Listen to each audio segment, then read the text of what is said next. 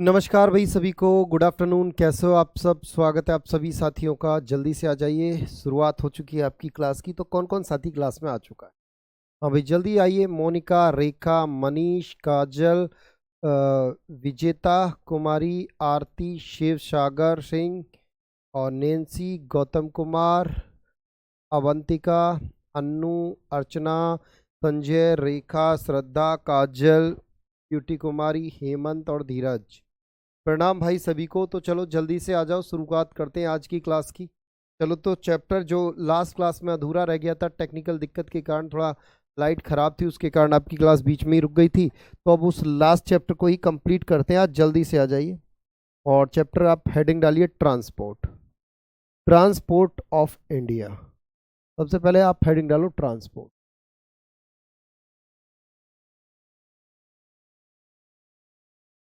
Transport जब हिंदी में कहते हो यातायात। हिंदी में क्या बोलते हो? यातायात।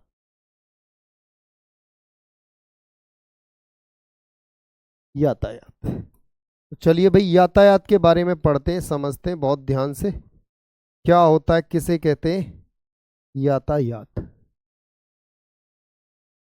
चलो भाई, देखो यातायात के बारे में समझें तो ध्यान से समझना।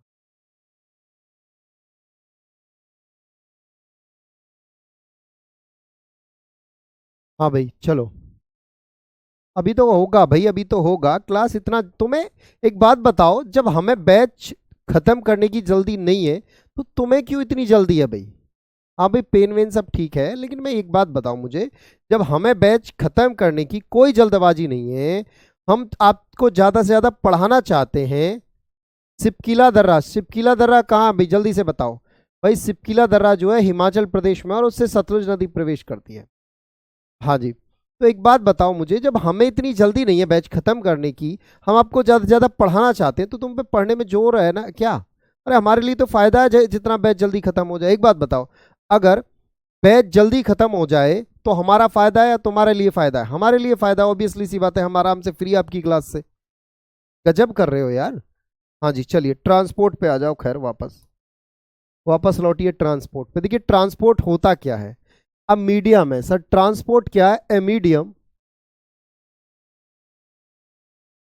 a medium in which goods transfer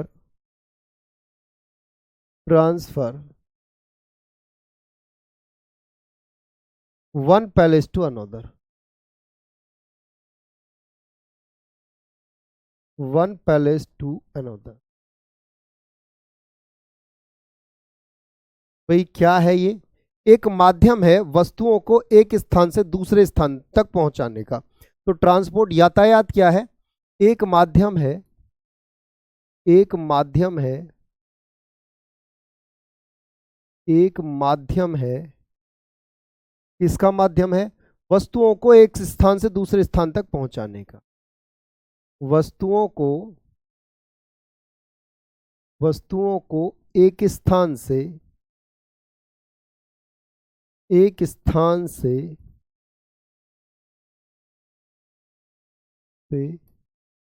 दूसरे स्थान तक पहुंचाने, दूसरे स्थान, दूसरे स्थान तक पहुंचाने का, पहुंचाने। ठीक है साहब। तो यातायात क्या है भाई? यातायात एक माध्यम है। ठीक है। चल चलिए जी, अब आगे बढ़े। हाँ जी, एक ऑब्जेक्ट को एक जगह से दूसरे जगह ले जाना, यही ट्रांसपोर्ट है भाई।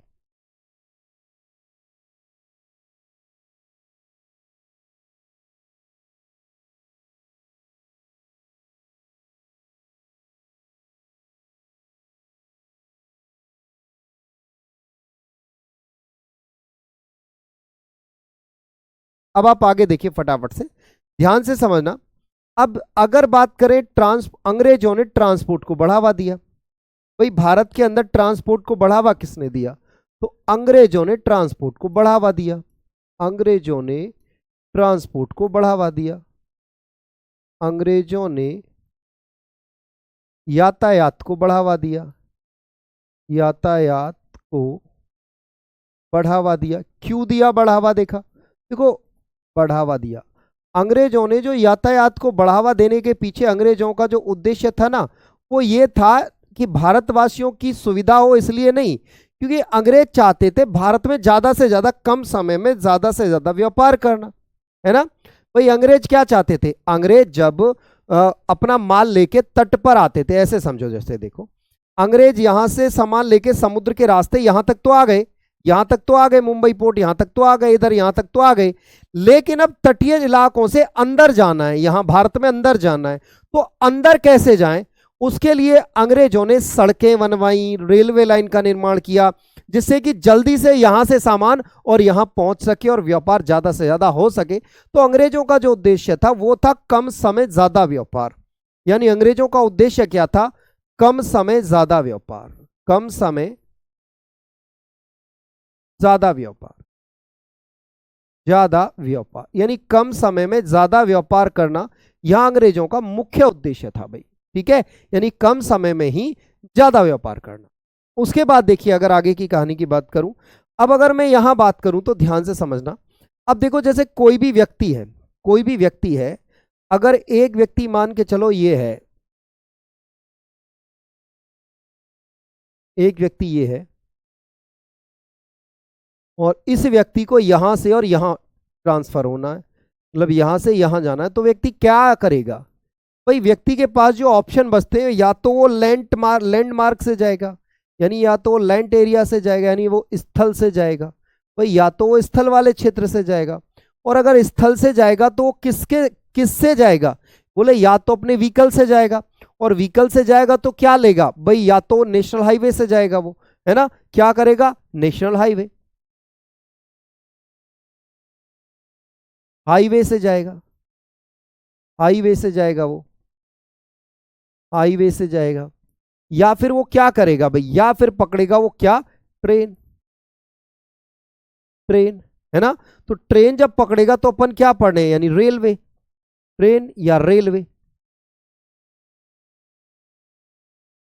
रेलवे पकड़ेगा वो। ठीक है, रेलवे, वो पकड़ेगा भाई रेलवे। या फिर कोई भी व्यक्ति क्या करेगा? बाई एयर जाएगा। भाई क्या करेगा? बाई एयर जाएगा, एयर, यानी वायु के द्वारा जाएगा।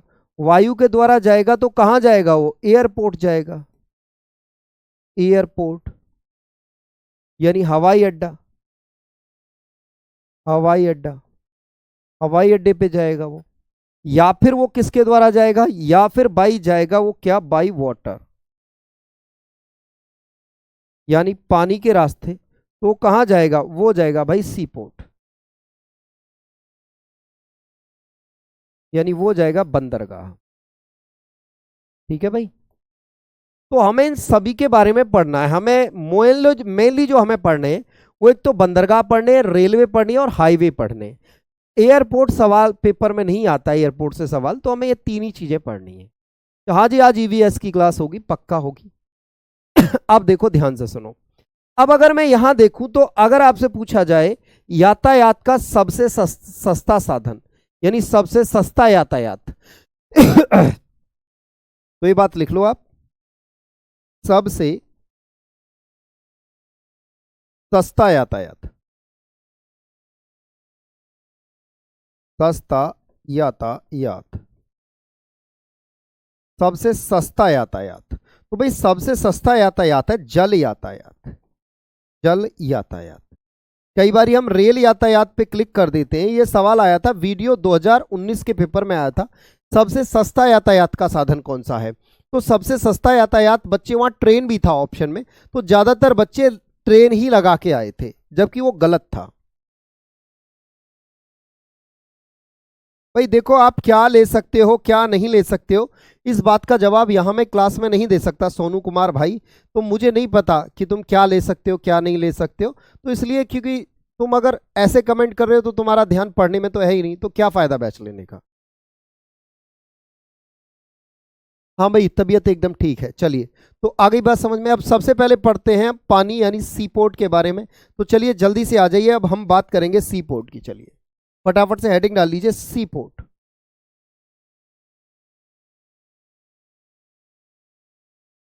सी पोर्ट, या इसे कहेंगे बंदरगाह।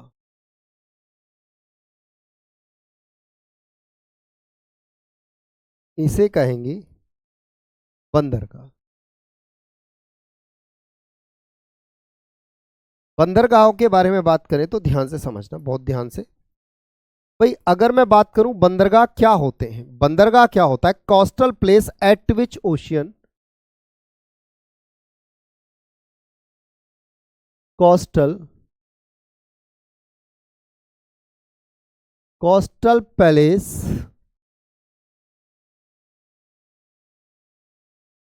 Eight which ocean,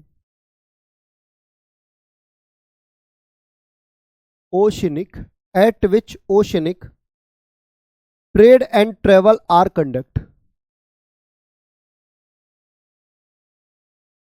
trade and travel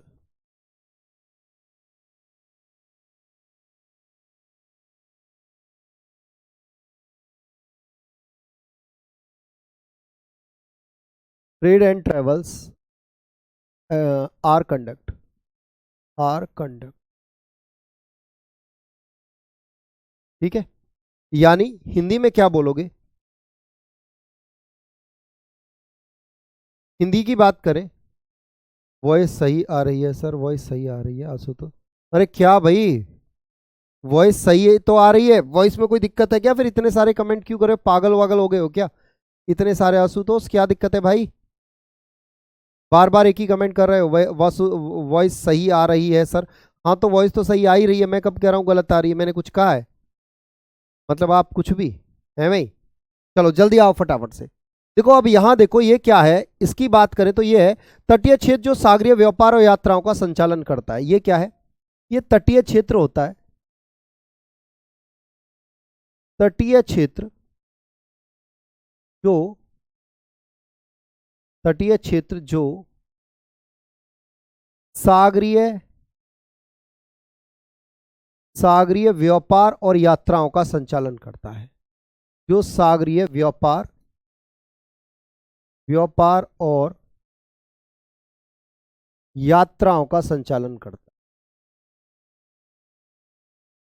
सागरीय व्यापार और यात्राओं का संचालन करता है।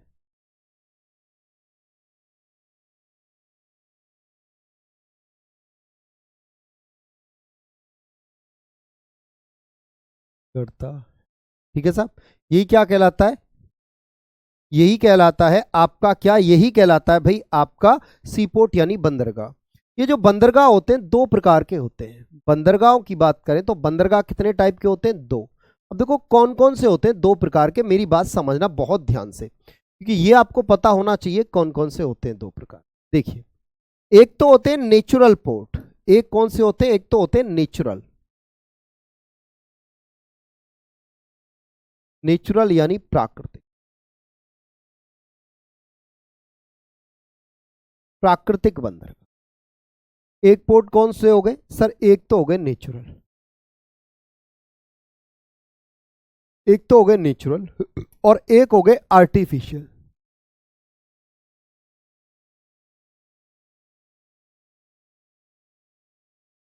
आर्टिफिशियल यानी कृत्रिम। तो कौन से कृत्रिम होते हैं, कौन से नेचुरल होते हैं, समझिए मैं आपको समझाता हूं। देखो भाई, बात करते हैं सबसे पहले नेचुरल की।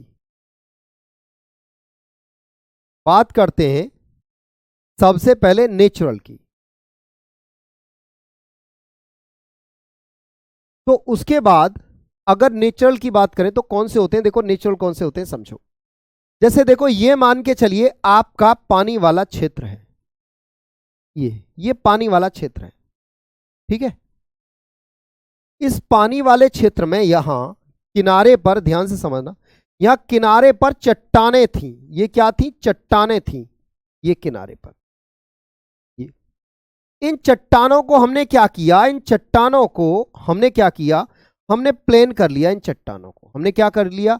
हमने इन चट्टानों को काट पीट के प्लेन कर लिया। हमने केवल और केवल यहां क्या किया, हमने केवल डेवलप किया इसे, हमने इसका निर्माण नहीं किया, हमने इसका डेवलप किया। इन चट्टानों को काट पीट के और इनको एकदम प्लेन बना लिया, जो कि यहां शिप आए और बढ़िया से यहां जहाज रुक जाए और हम इसमें बैठ जाएं, अपना सामान उतारें या सामान चढ़ाएं, इस तरह से। आ गई बात समझ में?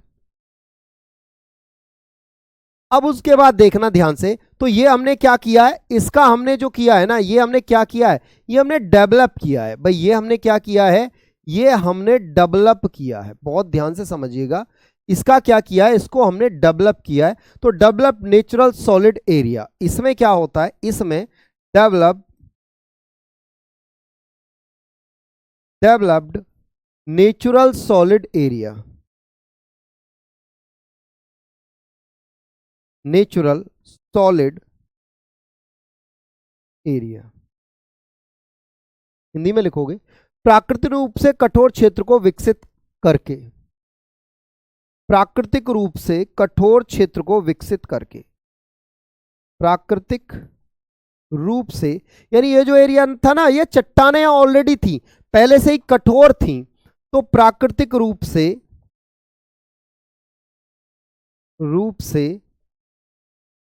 कठोर क्षेत्र को विकसित करके,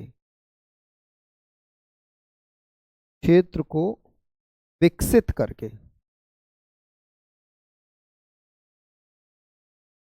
विकसित करके, प्राकृतिक रूप से कठोर क्षेत्र को विकसित करके इसका क्या किया गया, इसे डेवलप किया गया, ये बनाया गया, ये हुआ प्राकृतिक पोर्ट या प्राकृतिक बंदरगाह। अब बात आती है कृत्रिम बंदरगाह क्या होता है। अब ध्यान से समझिए, कृत्रिम क्या होता है, आर्टिफिशियल क्या होता है। अब ऐसे समझो जैसे ये पानी भरा हुआ है, यहां ये पानी भरा हुआ है, ठीक है साहब।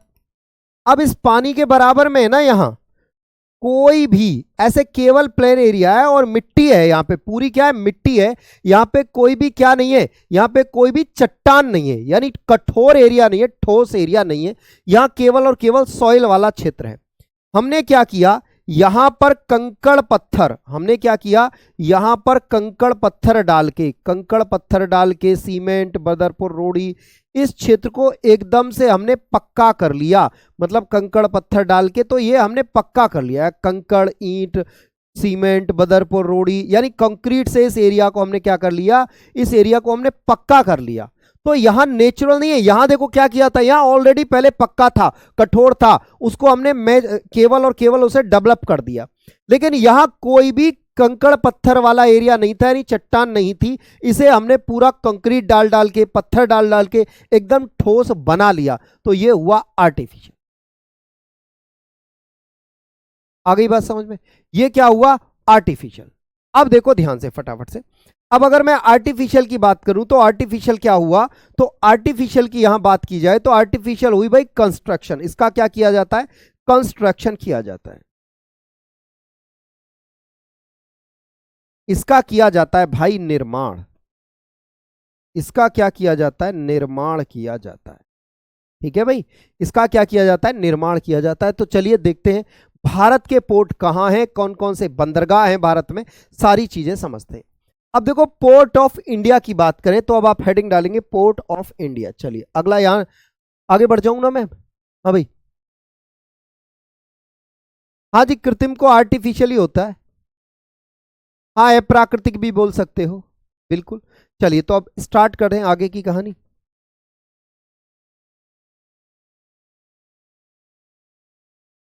चलिए स्टार्ट करते हैं आगे की कहानी। अब देखिए आगे की कहानी स्टार्ट करें तो ध्यान से समझना। पोर्ट ऑफ इंडिया, भारत के पोर्ट या इंडियन सी पोर्ट,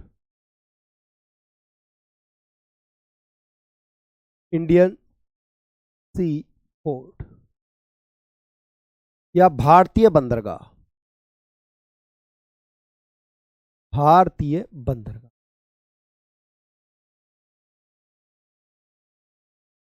देखो भारतीय बंदरगाह कौन कौन से हैं, तो हमें सारे नहीं पढ़ते। ऐसे अगर बात करें बंदरगाहों की तो भारत के अंदर 200 से ज्यादा बंदरगाह हैं। भारत में जो बंदरगाह है ना, छोटे मोटे मिलाऊं तो 200 से ज्यादा तटीय बंदरगाह हैं। लेकिन लेकिन अगर बात करें तो हमें 200 थोड़ी ना पढ़ने भाई, हमें अगर बात करें 200 नहीं पढ़ने, नोट कर लो जल्दी।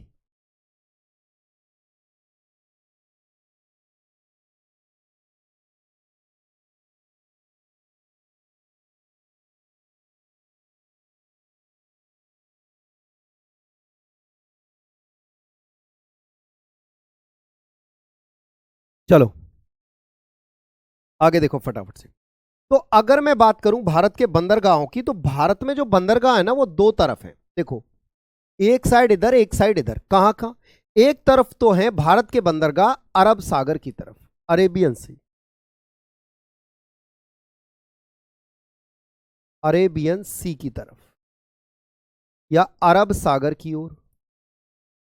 एक तरफ तो अरब सागर में है भारत के बंदरगाह, और वहीं दूसरी तरफ है बंगाल की खाड़ी, BOB की तरफ या बंगाल की खाड़ी में, बंगाल की खाड़ी,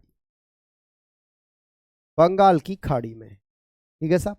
अब कौन से अरब सागर की तरफ है, कौन से बंगाल की खाड़ी की तरफ है? सर क्लास नहीं चल रहा है भाई, चल रहा है, चल रहा है क्लास, चुपचाप से पढ़ो।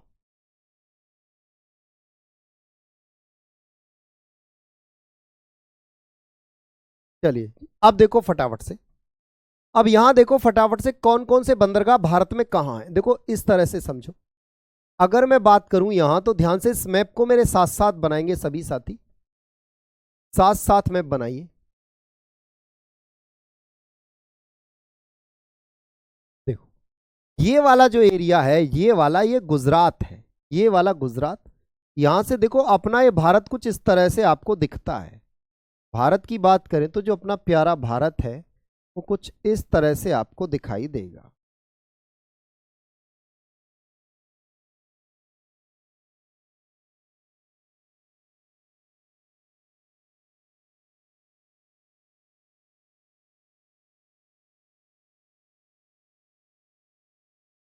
इस तरह से भारत आपको दिखाई देगा, यानी भारत का जो नीचे वाला एरिया, नीचे वाला कौन सा है? ये दक्षिण भारत है ये।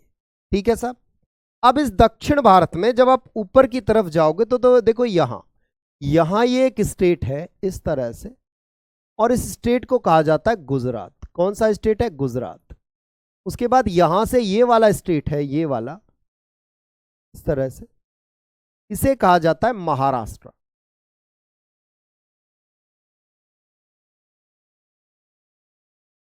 ये वाला स्टेट है, इसे कहा जाता है भाई क्या? ये है महाराष्ट्र। कौन सा? MH यानी महाराष्ट्र। महाराष्ट्र, और इसके ये यहाँ ये छोटू सा स्टेट है, इस स्टेट है, इसका नाम है गोवा। और यहां से ये वाला स्टेट है, ये वाला स्टेट है, यहां से ये, इसको कहा गया कर्नाटका, कर्नाटक। और उसके बाद ये वाला स्टेट है छोटा सा यहां, ये है केरला। यहां लिख रहा हूं मैं, ये केरल है। उसके बाद यहां से ये वाला स्टेट है, इसका नाम है TN यानी तमिलनाडु। ये TN यानी तमिलनाडु है। यहां से एक स्टेट है इस तरह से, इसका नाम है आंध्रा, आंध्र प्रदेश। और उसके बाद यहां से ये वाला है, इसका नाम है OD यानी ओडिशा। और उसके बाद ये वाला वेस्ट बंगाल, WB यानी वेस्ट बंगाल। कुछ इस तरह से भारत के राज्य हैं जो तटीय प्रदेश हैं। यानी अगर मैं बात करूं कि भाई अगर आपसे पूछा जाता है कि भाई ये बताइए भारत के किस किस राज्य में बंदरगाह हैं, तो भाई बंदरगाह वही होंगे जो राज्य समुद्र से सीमा साझा कर रहे होंगे। वो कौन से राज्य हैं? तो भाई वो राज्य हैं आपका गुजरात, महाराष्ट्र, गोवा, कर्नाटक, केरल, तमिलनाडु, आंध्रा और उड़ीसा और वेस्ट बंगाल। तो ये भाई केरला है। देखो भाई केरला मैंने यहां लिख दिया है, मैं इसे गोला कर, ये एक काम करता हूं, फिर तुम कंफ्यूज आ जाओगे, इसलिए एक काम कर देते हैं।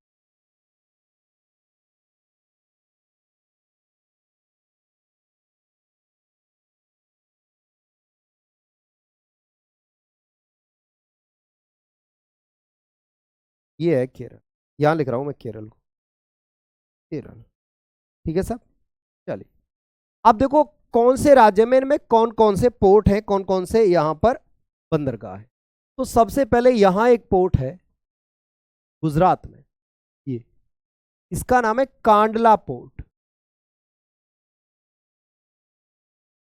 कांडला पोर्ट। इनका भाई हिंदी इंग्लिश नाम सेम ही होगा, कांडला पोर्ट, इनके बारे में एक एक करके पढ़ाऊंगा। अभी केवल और केवल ये समझ लो मैप पे कौन सा कहां है, ये समझ लो मैप पर कौन सा कहां है, ठीक है।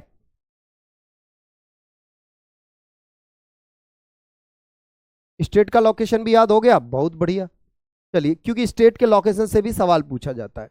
तो कांडला पोर्ट, कांडला पोर्ट कहाँ है? गुजरात में है। वास्तव में कांडला पोर्ट आजादी से पहले नहीं था। क्यों नहीं था? क्योंकि आजादी से पहले जो आज पाकिस्तान है वो भारत का हिस्सा हुआ करता था, और वहां जो कराची पोर्ट है पाकिस्तान में, अगर आप इधर की साइड देखोगे तो यहां पाकिस्तान है, यहां है कराची पोर्ट। तो अपन को यहां कोई पोर्ट बनाने की जरूरत नहीं थी, ये कराची पोर्ट यहां था, अपन इसी से काम करते थे। अब जैसे ही बंटवारा हुआ देश का बंटवारा हुआ तो कराची पोर्ट पाकिस्तान के पास चला गया। अब ऐसे में चूंकि कराची का हमें सब्स्टिट्यूएंट चाहिए था, यानी जो काम कराची पोर्ट से हमारा होता था वो उसके लिए हमें एक पोर्ट चाहिए था, तो हमने यहां गुजरात के कांडला पोर्ट को विकसित कर लिया। गुजरात के कांडला पोर्ट को हमने विकसित कर लिया, ठीक है भाई। चलिए, उसके बाद महाराष्ट्र में यहां है एक, क्योंकि भारत का सबसे बड़ा पोर्ट है जिसका नाम है मुंबई पोर्ट। ये भारत का सबसे बड़ा पोर्ट है मुंबई पोर्ट। तो अगर आपसे पूछा जाए कि भाई भारत का सबसे बड़ा पोर्ट कौन सा है, तो भाई मुंबई पोर्ट भारत का सबसे बड़ा पोर्ट है। उसके बाद इस सबसे बड़े पोर्ट के लिए एक जब लोड ज्यादा हुआ, इस पर वर्क लोड ज्यादा हुआ सबसे बड़े पोर्ट मुंबई पोर्ट पर, जिसे gateway of Indian agriculture market कहा जाता है, या भारतीय कृषि बाजार का प्रवेश द्वार भी कहा जाता है। तो इसका एक सब्स्टिट्यूएंट बनाया गया, मतलब इसके वजन को कम करने के लिए एक आर्टिफिशियल, देखो ये नेचुरली है, ये आर्टिफिशियल है, इसका नाम है नेहरू पोर्ट, या नेहावा सेवा पोर्ट भी इसे कहा जाता है, नेहरू पोर्ट या नेहरू बंदरगाह। नेहरू बंदरगाह जो है ये सबसे बड़ा आर्टिफिशियल पोर्ट है। अगर आपसे पूछा जाए भारत का सबसे बड़ा नेचुरल पोर्ट कौन सा है, तो मुंबई पोर्ट, और भारत का सबसे बड़ा आर्टिफिशियल कौन सा है, तो वो है आपका नेहरू पोर्ट। आई बात समझ में?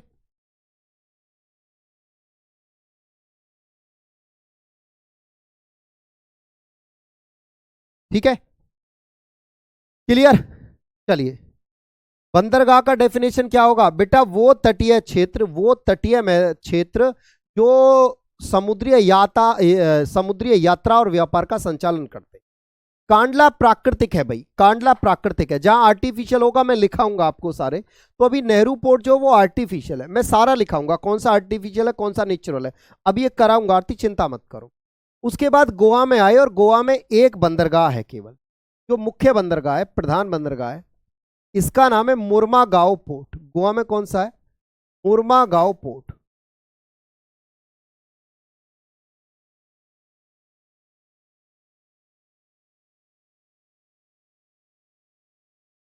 मुर्मागांव पोर्ट। तो ये मुर्मागांव पोर्ट कहाँ है भाई? ये मुर्मागांव पोर्ट है गोवा के अंदर, ठीक है। उसके बाद आ जाइए कर्नाटक में। कर्नाटक का जो पोर्ट है उसका नाम है न्यू मैंगलोर पोर्ट।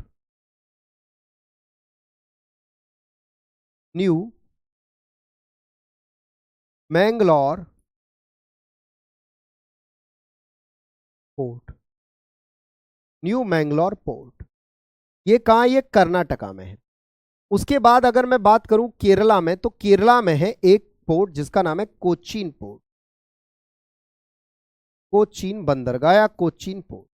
ये जो कोचीन पोर्ट है ना, इसे कहा जाता है अरब सागर की रानी। इसे क्या कहा जाता है? ये सवाल पूछा जा चुका है कि अरब सागर की रानी किस पोर्ट को कहा जाता है, तो भाई ये आपका कोचीन पोर्ट को कहा जाता है, तो इसे कहा गया अरब सागर की रानी। अरब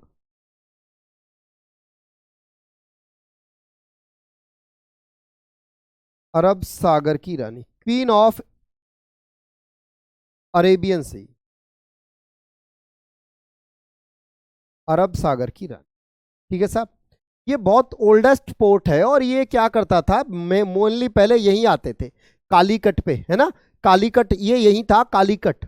अगर आपको याद हो जो वास्को डी गामा आया था तो केरल में कालीकट पर ही आया था, तो वही वाला एरिया है जो आज कोचीन के नाम से जाना जाता है। अच्छा साहब, अब अगर बात करें तो इधर सर क्या कोई यहाँ पर कैसे पोर्ट है, मतलब प्राकृतिक कौन सा है, नेचुरल कौन सा है? तो देखो, इस सारे पोर्ट में एक को छोड़ के, यानी नेहरू पोर्ट को छोड़कर ये केवल कृत्रिम है, केवल ये नेहरू पोर्ट कैसा है, ये नेहरू पोर्ट केवल कृत्रिम है, बाकी सारे के सारे कैसे हैं, सारे के सारे नेचुरल हैं।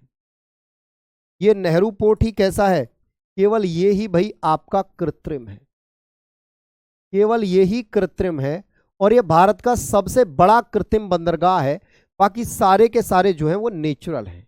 ठीक है, चलिए अब आगे बढ़ते हैं। अब इधर वाले पोर्ट के लिए लेते हैं कौन कौन सा है। इधर वाले पोर्ट में बात करें तो देखो वेस्ट बंगाल में दो हैं,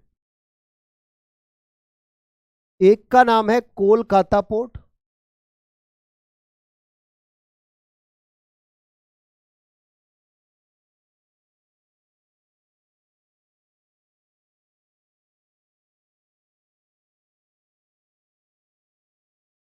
भाई एक इधर और एक इधर, एक का नाम है कोलकाता पोर्ट,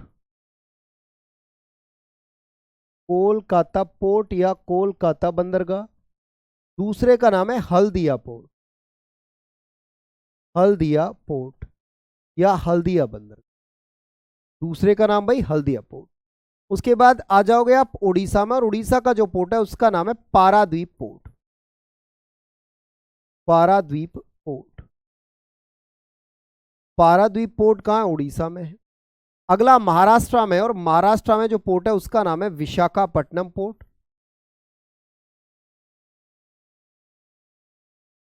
विशाखापट्टनम पोर्ट या विशाखापट्टनम बंदरगाह। ठीक है भाई, उसके बाद आ जाते हैं अपन यहां नीचे चेन्नई में, यानी तमिलनाडु में। ठीक है, तमिलनाडु की बात करें तो देखिए, तमिलनाडु की बात करें तो तमिलनाडु में तीन बंदरगाह हैं, 1 2 और 3। तीनों में ऊपर वाला जो है इसका नाम है Ennore port, Ennore port, Ennore port. इस वाले का नाम है क्या, इस वाले का नाम है चेन्नई पोर्ट। चेन्नई पोर्ट जो है आर्टिफिशियल है, चेन्नई पोर्ट आर्टिफिशियल है भाई। और उसके बाद बात करें तो उसके बाद जो लास्ट वाला है इस वाले का नाम है भाई तूतीकोरिन पोर्ट, तूतीकोरिन पोर्ट। तो ये हुए आपके कितने, तीन पोर्ट, तीनों के तीनों कहां, तमिलनाडु में। तो 3 3 6 7 8 9 10 11 12 13, 13 पोर्ट हैं जो भारत के मेजर बंदरगाह हैं। ठीक है, जो मेजर बंदरगाह हैं वो 13 बंदरगाह हैं भारत के अंदर जो कि आपके सामने हैं। जल्दी से बताओ 13 के 13 समझ आए, अगर समझ आ गए हो तो फटाफट से इसे नोट डाउन कर लो, फिर हम एक एक के बारे में, एक एक के बारे में यहां सारी बातें डिटेल में पढ़ते हैं। जल्दी से बताओ फटाफट से। हाँ भाई, क्लियर हुई बात।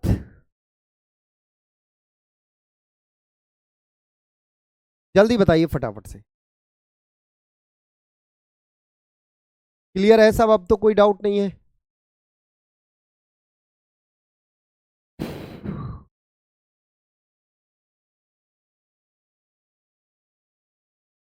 हाँ जी, वही है पोरबंदर, वही है, वही एरिया है।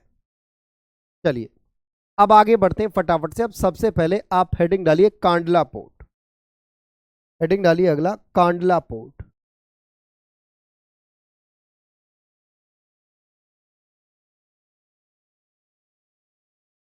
कांडला पोर्ट,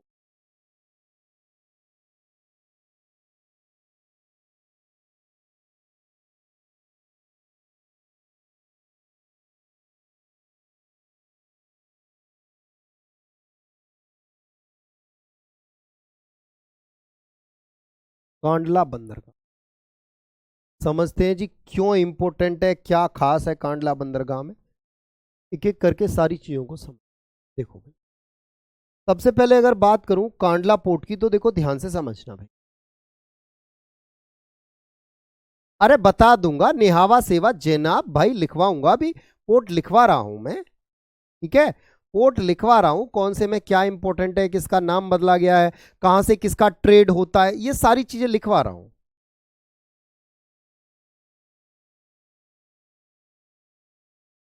अंतिम बंदरगाह जो दक्षिणी बंदरगाह है वो है तूतीकोरिन बंदरगाह।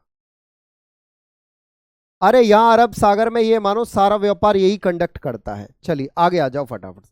ये कहां located in Gujarat, located in Gujarat, Gujarat में स्थित है।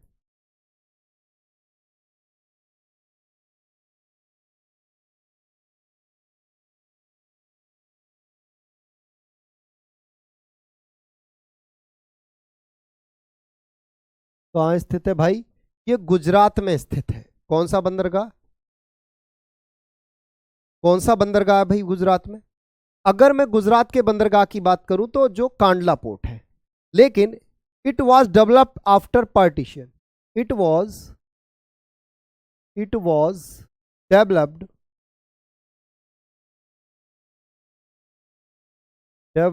After partition. It was developed after partition. यह विभाजन के पश्चात विकसित किया गया। किसका विभाजन? भारत और पाकिस्तान का विभाजन। हाँ जी आएगी, जनरल पेपर वालों के लिए 8 नंबर का ज्योग्राफी आएगा।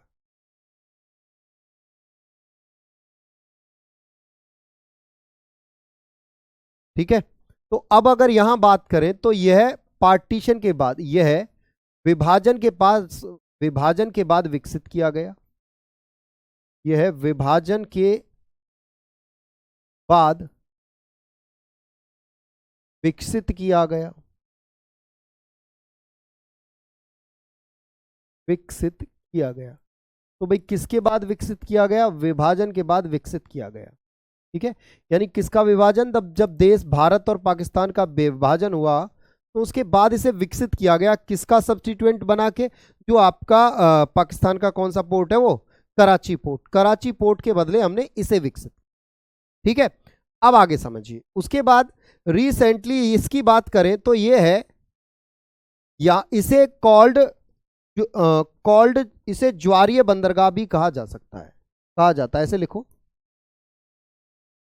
इसे ज्वारीय बंदरगाह भी कहा जाता है।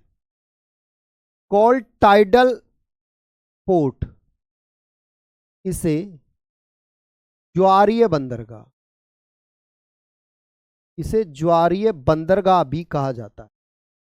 यहां ज्वार भाटा बहुत ज्यादा आते हैं, इसे ज्वारीय बंदरगाह भी कहा जाता है। भी कहा जाता है। क्यों कहा जाता है? क्योंकि भाई यहां पर ना ज्वार भाटा बहुत ज्यादा आते हैं।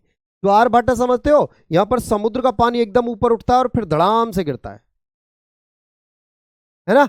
तो ऊपर से उठा और धड़ाम से नीचे गिरा, तो इसे बोलते हैं क्या? ज्वार भाटा। तो यहाँ ज्वार भाटा ज्यादा आते हैं और सबसे ऊंचा जो ज्वार भाटा है, जो सबसे ऊंचा हाई टाइड है, वो यही आता है ओखा तट पर, कांडला बंदरगाह पे ही। तो इसे ज्वारीय बंदरगाह भी कहा जाता है। और यहां पर इस जगह पर ज्वार भाटा से बिजली बनाई जाती है। मतलब समुद्र की जो लहरें उठती है ना, उनसे बिजली भी यहां बनाई जाती है, इलेक्ट्रिसिटी भी प्रोड्यूस की जाती है। उसके बाद अगर मैं बात करूं तो यहां से जो इसका नेम चेंज किया गया, इसका किया गया नेम चेंज। अगर इस बंदरगाह की बात करें तो भाई इसका किया गया name change.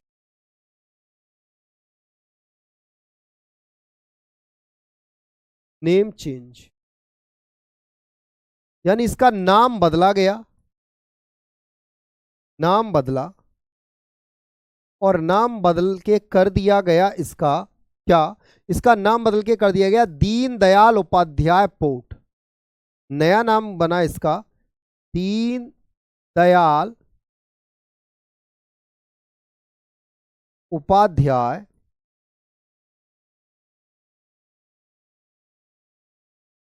Deendayal Upadhyay port या दीनदयाल उपाध्याय बंदरगाह।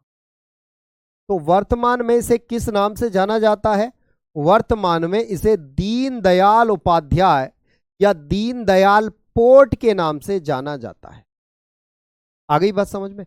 दीनदयाल, भाई 24 घंटे में 2 बार ज्वार भाटा आता है और दूसरा ज्वार 26 घंटे देरी से आता है। ये चैप्टर आएगा आपका ज्वार भाटा, जब आप वर्ल्ड ज्योग्राफी पढ़ोगे, जब आप कॉस्मोस के बारे में पढ़ोगे, तब आएगा ये। नहीं, विकसित करना कृत्रिम नहीं है। देखो मान के चलो आपके पास ऑलरेडी कोई चीज है, बस जैसे समझो आपके पास, जैसे बिल्कुल अभी बताता हूं। देखो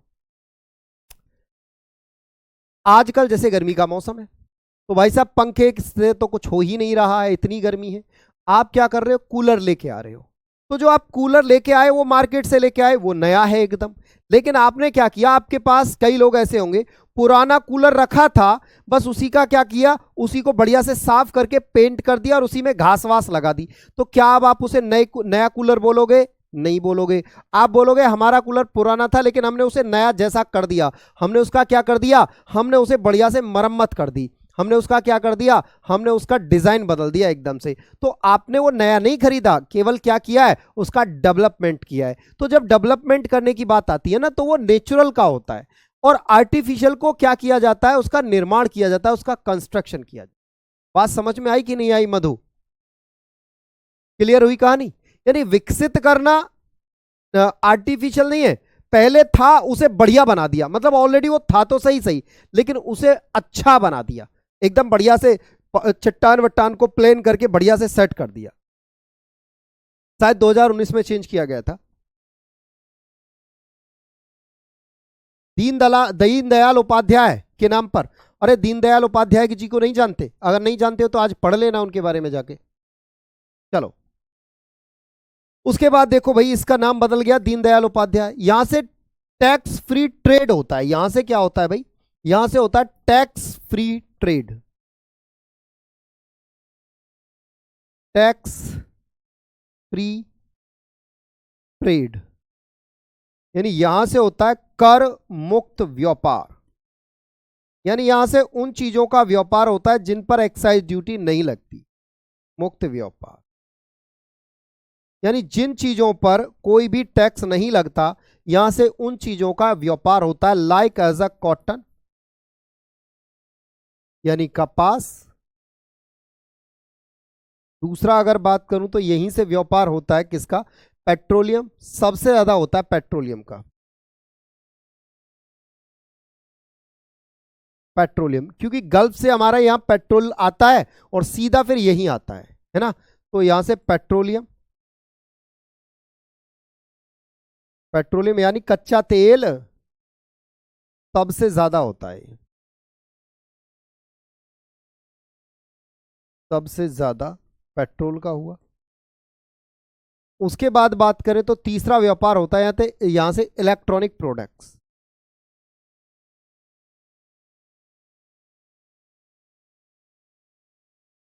इलेक्ट्रॉनिक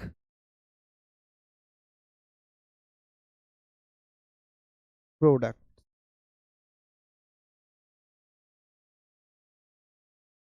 इलेक्ट्रॉनिक प्रोडक्ट, इलेक्ट्रॉनिक उत्पाद का यहां सबसे ज्यादा व्यापार होता है। ठीक है, तो ये फटाफट से नोट डाउन करो।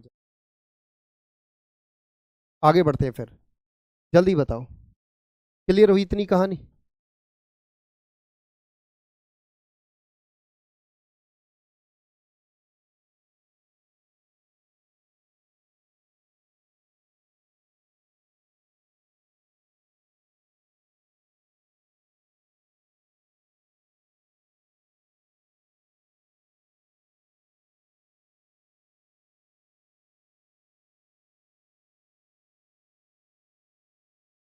चलो भाई, अगला लिखें अब।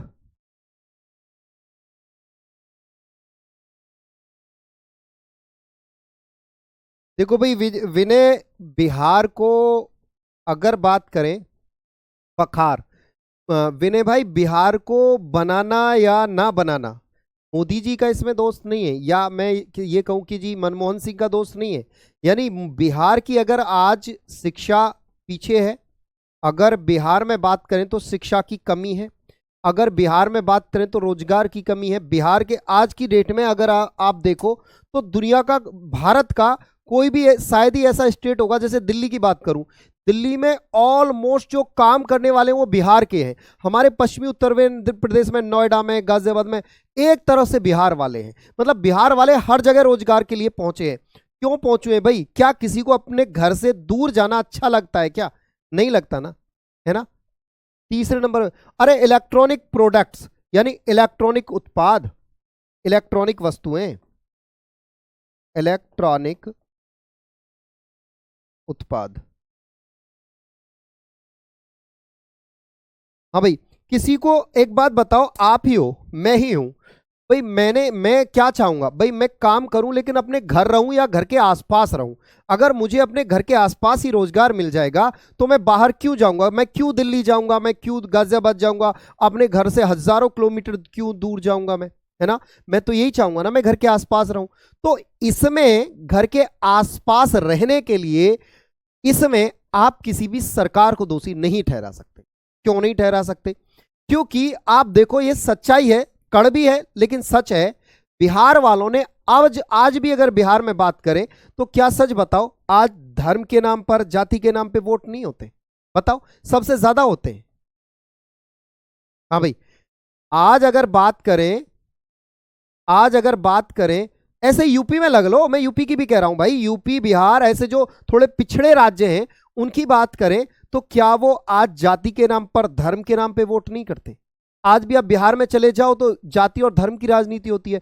पूर्वांचल उत्तर उत्तर प्रदेश में चले जाओ, खैर पश्चिमी उत्तर प्रदेश में थोड़ा सा ये ट्रेंड चेंज हुआ है क्योंकि दिल्ली एनसीआर के नजदीकी एरिया है, तो यहाँ थोड़े लोग मतलब स्टैंडर्ड बढ़ गया है, तो उतना जातिवाद या कास्टवाद या धर्म पे नहीं जाते हैं। लेकिन अगर हम बात करें पूर्वी उत्तर प्रदेश बिहार, सब जाति और धर्म पे जाते हैं।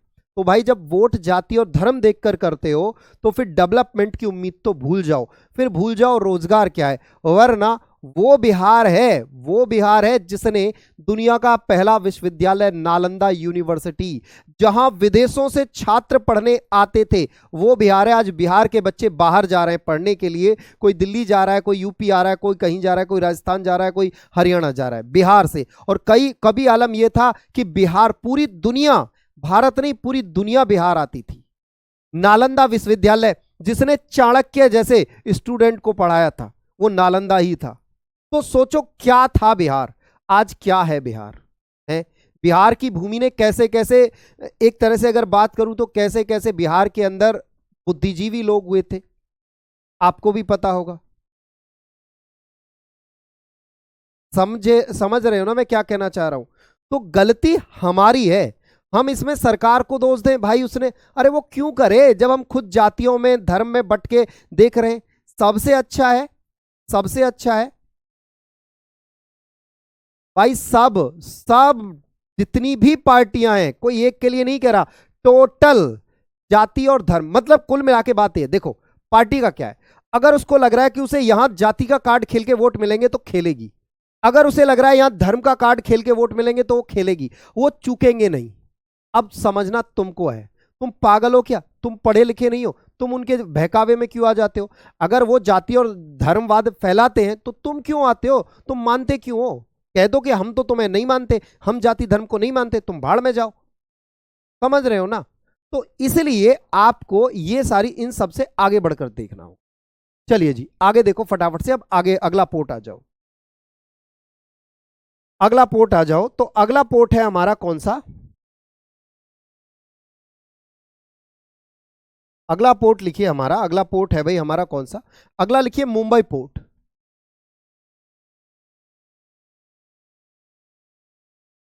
मुंबई पोर्ट यानी मुंबई बंदरगाह,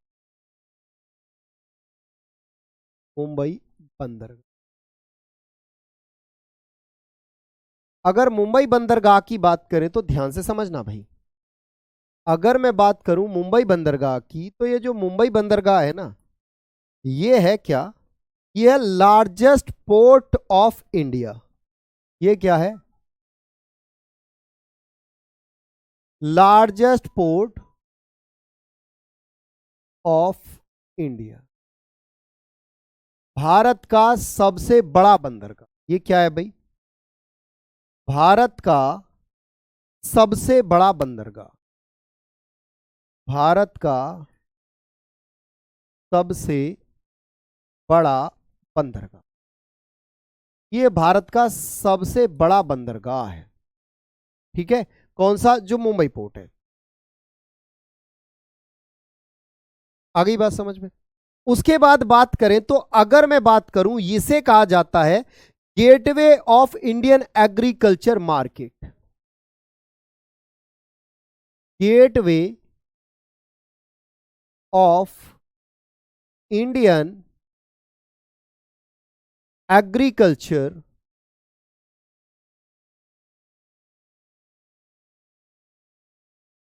gateway of Indian agriculture market,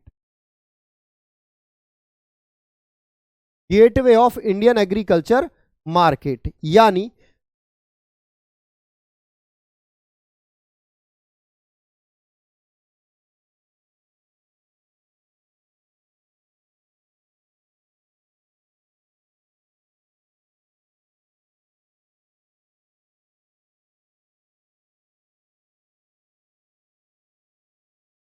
हाँ भाई, इसे कहा जाता है gateway of Indian agriculture market यानी भारतीय कृषि बाजार का प्रवेश द्वार, भारतीय कृषि बाजार का प्रवेश द्वार, भारतीय कृषि बाजार का प्रवेश द्वार, प्रवेश द्वार इसे कहा गया भारतीय कृषि बाजार का प्रवेश द्वार।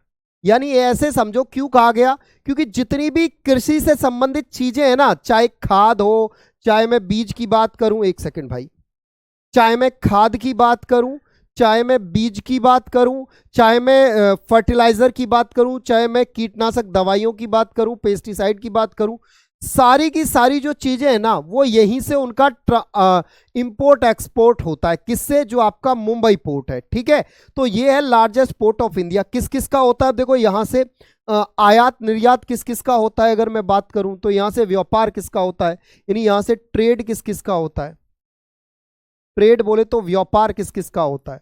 तो यहां से व्यापार जो होता है ना वो होता है भाई किस किस का, यहां से व्यापार होता है आपका पेट्रोलियम का, कॉटन का, इलेक्ट्रॉनिक प्रोडक्ट्स का, ऑटोमोबाइल्स और फर्टिलाइजर। सबसे ज्यादा होता है फर्टिलाइजर का, फर्टिलाइजर यानी उर्वरक, उर्वरकों का व्यापार यहां सबसे ज्यादा होता है। कहां? मुंबई पोर्ट्स। उसके बाद बात करें तो आगे की कहानी की बात करें तो उसके बाद पेट्रोलियम का होता है, पेट्रोलियम का होता है यहां से। उसके बाद बात करूं तो पेट्रोलियम के अलावा यहां से होता है कॉटन का, यानी कपास का भी होता है यहां से। उसके बाद अगर बात करूं तो कपास के अलावा यहां से होता है ऑटोमोबाइल्स। अरे कार वगैरह जो होती हैं, ऑटोमोबाइल, मोबाइल, ऑटोमोबाइल, इनका होता है आदि, इन सब का यहां से मेनली व्यापार होता है। तो इस पर जब ये इतना बड़ा पोर्ट था तो इस पर बहुत ज्यादा भीड़ भाड़ा हुआ।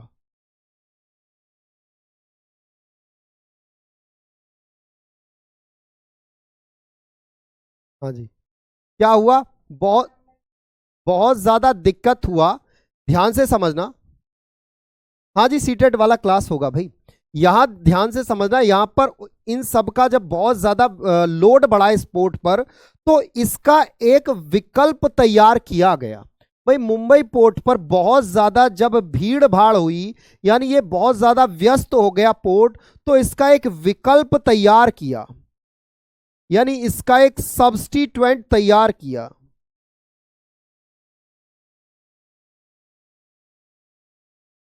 सब्स्टिट्यूएंट तैयार किया और सब्स्टिट्यूएंट को बोला नेहावा शेवा पोर्ट।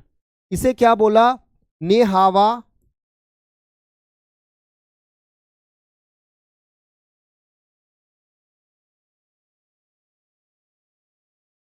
नेहावा शेवा पोर्ट।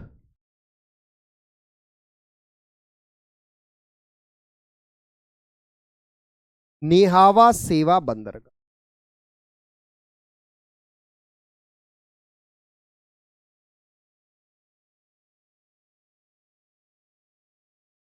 एक नया पोर्ट बनाया, नेवाहा सेवा बंदरगाह, नेहावा सेवा बंदरगाह। ये एक नया पोर्ट बना के तैयार कर दिया। बोले भाई इस वाले पोर्ट पर वर्कलोड बहुत ज्यादा है मुंबई वाले पे, तो अपन इस वाले पोर्ट को बनाए देते हैं। और ये जो पोर्ट बना के तैयार किया, ये पूरी तरह से आर्टिफिशियल पोर्ट था। ये जो नेहावा सेवा है ये पूरी तरह से आर्टिफिशियल। ठीक है, ये क्या था? पूरी तरह से आर्टिफिशियल पोर्ट था। यानी निहावा शेवा पोर्ट वॉज वॉज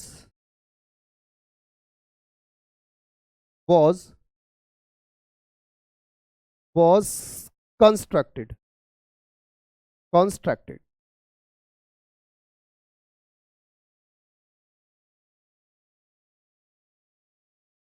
कंस्ट्रक्टेड, यानी इसका किया क्या निर्माण। इसे नेहरू पोर्ट भी कहा जाता है। इसी को क्या कहा जाता है भाई, इसे नेहरू पोर्ट भी कहा जाता है। इसी को एक और नाम दिया जाता है, इसे नेहरू पोर्ट भी कहा जाता है। इसे नेहरू पोर्ट, नेहरू पोर्ट भी कहा जाता है।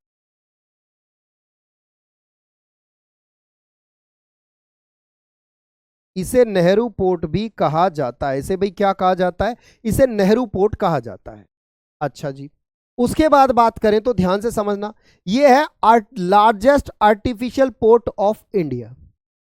ये क्या है भाई, ये है largest artificial port of India, यानी भारत का सबसे बड़ा कृत्रिम बंदरगाह।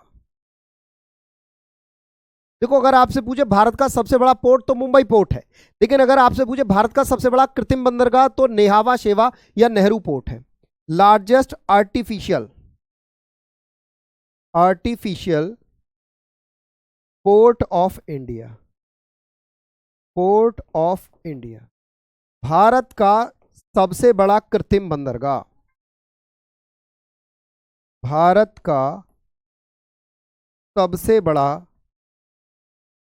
सबसे बड़ा कृत्रिम बंदरगाह, कृत्रिम बंदरगाह, भारत का सबसे बड़ा कृत्रिम बंदरगाह। तो अगर मैं बात करूं, हाँ जी, अरे कह तो दिया है भैया, ये सबसे ज्यादा बिजी है। भारत का सबसे व्यस्ततम पोर्ट लिख सकते हो यहां, ये लिख लीजिए यहां, भारत का सबसे व्यस्ततम पोर्ट, भारत का सबसे व्यस्ततम पोर्ट, भारत का सबसे व्यस्ततम पोर्ट है। उसके बाद बात करें, ये सबसे ज्यादा आधुनिकृत पोर्ट है, या यूं कहूं सबसे ज्यादा कंप्यूटराइज पोर्ट, सर्वाधिक तकनीकी वाला पोर्ट। सर्वाधिक ऐसे लिख लो, सर्वाधिक तकनीकी वाला पोर्ट, तकनीकी वाला पोर्ट वाला बंदरगाह, ये सबसे ज्यादा तकनीक वाला बंदरगाह है। यानी यहां जो टेक्नोलॉजी है ना इस बंदरगाह में, वो अल्टीमेट लेवल की है, बहुत ही जबरदस्त टेक्नोलॉजी है। वो कौन सी, जो इस बंदरगाह में, कौन से, नेहावा शेवा, सबसे ज्यादा कंप्यूटराइज पोर्ट है। अगर आपसे पूछा जाए भारत का सबसे ज्यादा कंप्यूटराइज पोर्ट कौन सा है, तो वो आपका नेहावा शेवा है। ठीक है, चलिए तो ठीक है, आज की क्लास यहीं तक रखते हैं, कल मिलेंगे अब कल की क्लास में यहां से आगे। तब तक के लिए राम राम सभी को, all the best, take care, tata bye bye, जय हिंद जय भारत साथी।